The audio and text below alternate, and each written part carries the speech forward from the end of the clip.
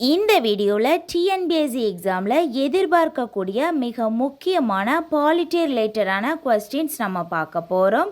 இதில் மொத்தம் 18 வினாக்களை நம்ம பார்க்க போகிறோம். இந்த 18 வினாக்களுக்கு உங்களுக்கு எவ்வளோ மார்க் வந்திருக்கு அப்படிங்கிறத மறக்காம கீழே கமெண்ட் பண்ணுங்கள். 41வது கேள்வி, இந்திய உச்சநீதிமன்றம் எப்போது துவங்கப்பட்டது? இந்திய உச்சநீதிமன்றம் எப்போது துவங்கப்பட்டது? ஆன்சர் ஆப்ஷன் பி 1950 ஜனவரி 28. 1950 ஜனவரி 28. இனி 42வது கேள்வி, மாநிலங்களவையில் மசோதாவின் வாக்கு சமநிலையில் இருக்கும்போது துணை குடியரசுத் தலைவர் வாக்களிக்கும் விதி என்ன? மாநிலங்களவையில் மசோதாவின் வாக்கு சமநிலையில் இருக்கும்போது துணை குடியரசுத் தலைவர் வாக்களிக்கும் விதி என்ன? Answer option C 100. ஆன்சர் 100. 43வது கேள்வி பார்க்கலாம். உச்ச நீதிமன்ற தலைமை நீதிபதியின் ஓய்வு பெறும் வயது என்ன? உச்ச நீதிமன்ற தலைமை நீதிபதியின் ஓய்வு பெறும் வயது என்ன? ஆன்சர் ஆப்ஷன் பி 65 வயது. ஆன்சர் 65 வயது. இனி 44வது கேள்வி பார்க்கலாம். குடியரசுத் தலைவருக்கு உதவிட பிரதம அமைச்சரை தலைவராக கொண்ட மத்திய அமைச்சரவை செயல்படும் பிரிவு எது? குடியரசுத் தலைவருக்கு உதவிட பிரதம அமைச்சரை தலைவராக கொண்ட மத்திய அமைச்சரவை செயல்படும் பிரிவு எது? ஆன்சர் ஆப்ஷன் சி 74ல் 1. ஆன்சர் 74ல் 1. 45வது கேள்வி, கட்சி தாவல் தடை சட்டம் இயற்றப்பட்ட ஆண்டு எது? கட்சி தாவல் தடை சட்டம் இயற்றப்பட்ட ஆண்டு எது? Answer option A 1985. ஆன்சர் 1985. இது 10வது அட்டவணையில் அமைந்துள்ளது. இந்த கட்சி தாவல் தடை சட்டமானது 10வது அட்டவணையில் இடம்பெற்றுள்ளது. இனி 46வது கேள்வி பார்க்கலாம். உச்ச நீதிமன்றம் துவங்கப்பட்ட போது இருந்த நீதிபதிகளின் எண்ணிக்கை எவ்வளவு? உச்ச நீதிமன்றம் துவங்கப்பட்ட போது இருந்த நீதிபதிகளின் எண்ணிக்கை எவ்வளவு? Answer option D 8. ஆன்சர் 8 நீதிபதிகள். தற்போது உச்ச நீதிமன்றத்தில் உள்ள நீதிபதிகளின் எண்ணிக்கை எவ்வளவு? மொத்தம் 34. உச்ச நீதிமன்றம் எந்த ஆண்டு துவங்கப்பட்டது? 1950 ஜனவரி 28. ஏற்கனவே நம்ம பார்த்துட்டோம். இனி 47வது கேள்வி பார்க்கலாம். குடியரசுத் தலைவருக்கான ஊதியம் எவ்வளவு? குடியரசுத் தலைவருக்கான ஊதியம் எவ்வளவு? ஆன்சர் ஆப்ஷன் ஏ 5 லட்சம். ஆன்சர் 5 லட்சம். துணை குடியரசுத் தலைவருக்கான ஊதியம் எவ்வளவு? 1,25,000.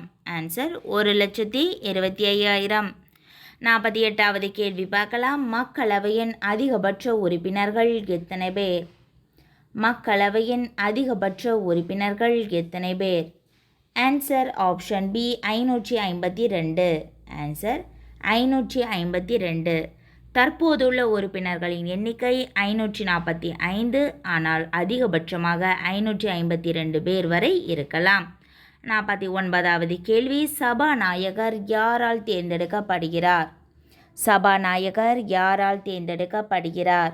ஆன்சர் ஆப்ஷன் டி மக்களவை உறுப்பினர்களால். ஆன்சர் மக்களவை உறுப்பினர்களால். இனி 50வது கேள்வி, நாட்டின் உண்மையான தலைவர் யார்? நாட்டின் உண்மையான தலைவர் யார்?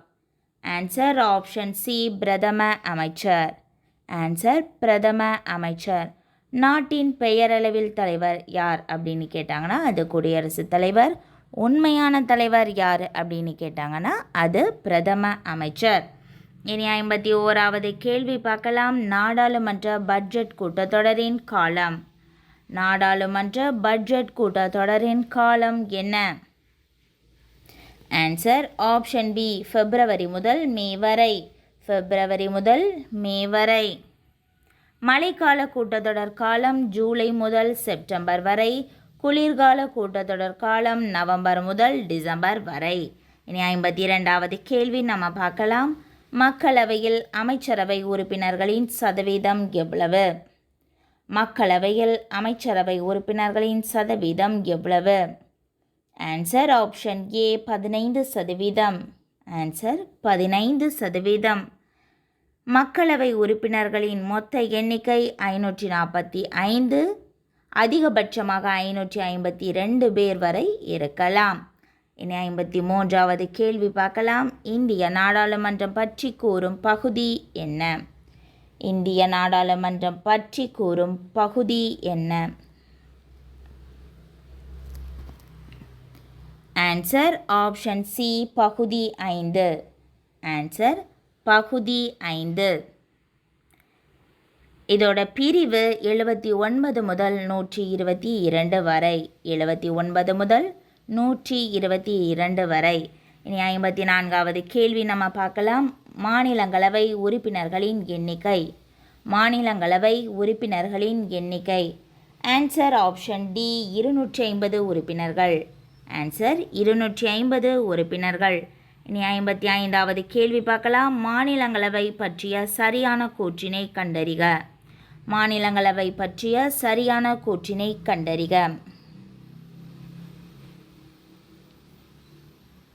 ஆன்சர் கூற்று 1 மற்றும் 2 சரி, 3 தவறு. ஆப்ஷன்ஸை பாருங்கள். இது நிரந்தர அவை, இதனை கலைக்க முடியாது, இது சரியானது.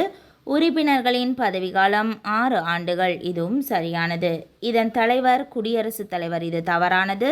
மாநிலங்களவையின் தலைவர் துணை குடியரசுத் தலைவர் என்பதே சரியானது. அதனால் 3 தவறு, 1, 2 சரி. இனி 56வது கேள்வி நம்ம பார்க்கலாம்.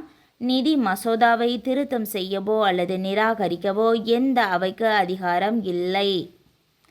நிதி மசோதாவை திருத்தம் செய்யவோ அல்லது நிராகரிக்கவோ எந்த அவைக்கு அதிகாரம் இல்லை? ஆன்சர் ஆப்ஷன் டி இவை அனைத்தும். ஆன்சர் இவை அனைத்தும்.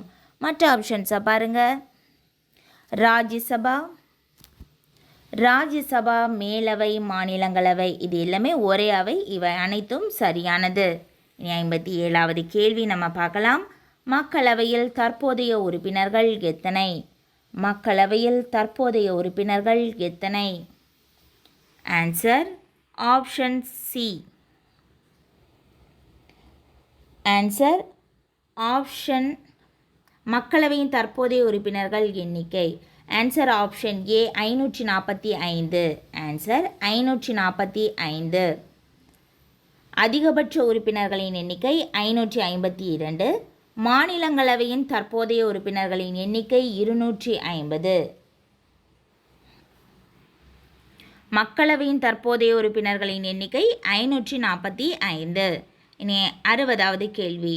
இதுதான் 18வது கேள்வியாட்டு வருது. பண மசோதாவை தீர்மானிப்பதில் இறுதி முடிவு யாருடையது? பண மசோதாவை தீர்மானிப்பதில் இறுதி முடிவு யாருடையது? ஆன்சர் ஆப்ஷன் டி சபாநாயகர். ஆன்சர் சபாநாயகர். அவ்வளோதான். நம்ம 18 வினாக்களை நம்ம பார்த்துட்டோம். இந்த 18 வினாக்களுக்கு உங்களுக்கு எவ்வளோ மார்க் வந்திருக்கு அப்படிங்கிறத மறக்காமல் கீழே கமெண்ட் பண்ணுங்கள். மறக்காமல் சேனலை சப்ஸ்கிரைப் பண்ணுங்கள்.